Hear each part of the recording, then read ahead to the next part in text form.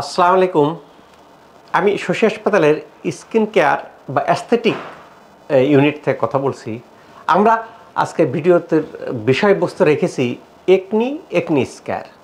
আমরা ওপেন পোর্স একনি ফেসটা যদি ক্লোজলি একটু নাও, যে মুখটা খাদ্রবদ্র হয়েছে এবং একনি দেখতে পাচ্ছি ব্রণ বা ইসের অংশ। এইটা আমরা আধুনিক টেকনোলজির মাধ্যম দিয়ে আমার এক্সপার্ট করতেছেন।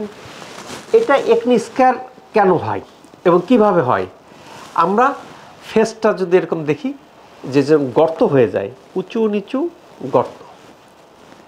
আমরা এটা যদি আরেকটু দেখি, এখানে করে দেখেন উঁচু নিচু গর্ত, অর্থাৎ একনি বা ব্রণ আমাদের যখন ভালো হয়ে যায়, ভালো হয়ে যাওয়ার পরেও কি দেখতে পাওয়া যায়? ভালো হয়ে যাওয়ার পরে স্ক্যার বা দাগ থেকে যায়। এই দাগগুলো আমরা কেন হচ্ছে, যে এখানে আমরা যদি ভালোভাবে লক্ষ্য করি, দেখেন কিছু গর্ত।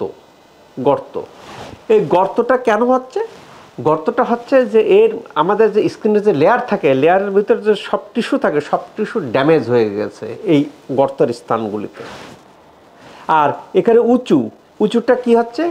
উঁচুটা কোলাজেনটা মাত্রাতিরিক্ত, যা থাকা উচিত তার থেকে বেশি হয়ে কোলাজেনটা বেশি মাত্রায় হয়েছে, হওয়ার পরিণতিতে আপনার ওখানে উঁচু হয়ে গেছে, শক্ত হয়ে গেছে, কোনো ক্ষেত্রে ক্লাউড আকার ধারণ করে, দেখতে আগলি, দেখতে ভালো লাগে না। ব্রণ ট্রিটমেন্টের পরে ভালো হয়ে যাচ্ছে, বা ব্রণের পরে থেকে যাচ্ছে। আমরা কিন্তু দেখতে পাচ্ছি যে আমাদের এক্সপার্ট যে আপনার ব্রণ এবং তার একনি স্ক্যারটা কীভাবে রিলিভ করতেছেন, কীভাবে করতেছেন, আমরা এই জিনিসটা দেখছি। এখন কি ঘটে, এটাকে আমরা রিলিভ করব কিভাবে? এখানে রিলিভ করার অনেকগুলো আধুনিক টেকনোলজি আছে। বলে রাখি যে শশী স্কিন কেয়ারে বিশ্বের যত লেটেস্ট লেজার আছে, যত ধরনের লেজার আছে, CO2 carbon dioxide laser, fractional laser, অ্যান্টি-অ্যাগ laser, Q switch laser, pico laser, সব ডায়োড লেজার, সব শশী হাসপাতাল আছে। এর পাশাপাশি অ্যাস্থেটিক জগতে যত কিছু মেশিন আছে সব শশী হাসপাতালে। আমরা কিন্তু পিছনে মেশিন দেখতে পাচ্ছি, যে মেশিনগুলো কিন্তু সবচেয়ে লেটেস্ট মেশিনগুলো আনা হয়েছে, যেখানে মুখের দাগ, ব্রণ, মেস্তা, পিগমেন্টেশন, তিল, ফ্রিকেল সব রিলিভ করা হয়। এখন কি ঘটে? ত্বকের যে স্থানটা গর্ত হয়ে গেছে, সেই স্থানটা যদি আমরা কেমিক্যাল পিল দিলে আমাদের উপরের ডেড লেয়ার এটা সরে যায়। সরে গেলে নতুন টিস্যু, সফট টিস্যু তৈরি হয়।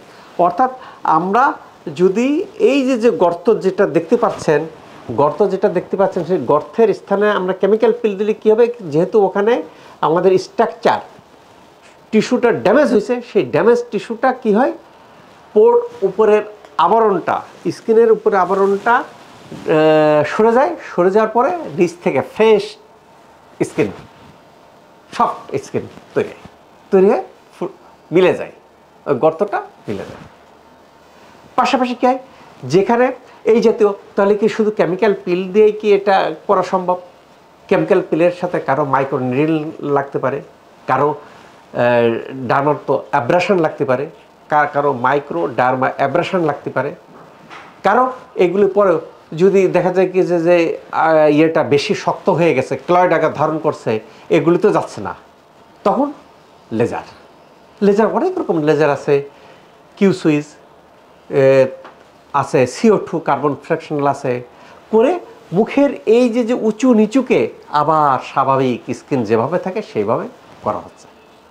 কাজেই যাদের এই যত একনি আছে, ব্রণ আছে, হোয়াইট হেড, ব্ল্যাক হেড, আপনার মোল আছে, তিল আছে, বা ফ্রিকেল আছে, বা হাইপার পিগমেন্টেশন আছে, দেখতে অড লুকিং, চুলকায় না, ব্যথা করে না, বাট দেখতে আগলি, মানুষ সৌন্দর্যের পূজারী, একটু ভালো থাকতে চায়, ত্বককে ভালো রাখতে চায়, তাহলে কোথায় এই ট্রিটমেন্টটা কোথায় কীভাবে পাবো? নিচেই পিন কমেন্টে নাম্বার দেওয়া আছে, ঠিকানা দেওয়া আছে, ওই নাম্বারে যোগাযোগ করে সিরিয়াল দিয়ে আসতে হবে। আসলে এইরকম অ্যাডভান্স টেকনোলজির মাধ্যমে যেভাবে চলতেছে, যে মুখকে ফ্রেশ করার জন্যে, এইভাবে মুখকে ফ্রেশ করে যে গর্ত আছে, উঁচু নিচু খাদ্রবাদ্র আছে, এবড়ো থেবড়ো আছে, মুখে আবার ফ্রেশ করা সম্ভব। আল্লাহ তাআলা আমাদের সবার ত্বককে ভালো রাখুক, মুখকে ফ্রেশ রাখুক, এই প্রত্যাশায় doctor S M Shahidul Islam.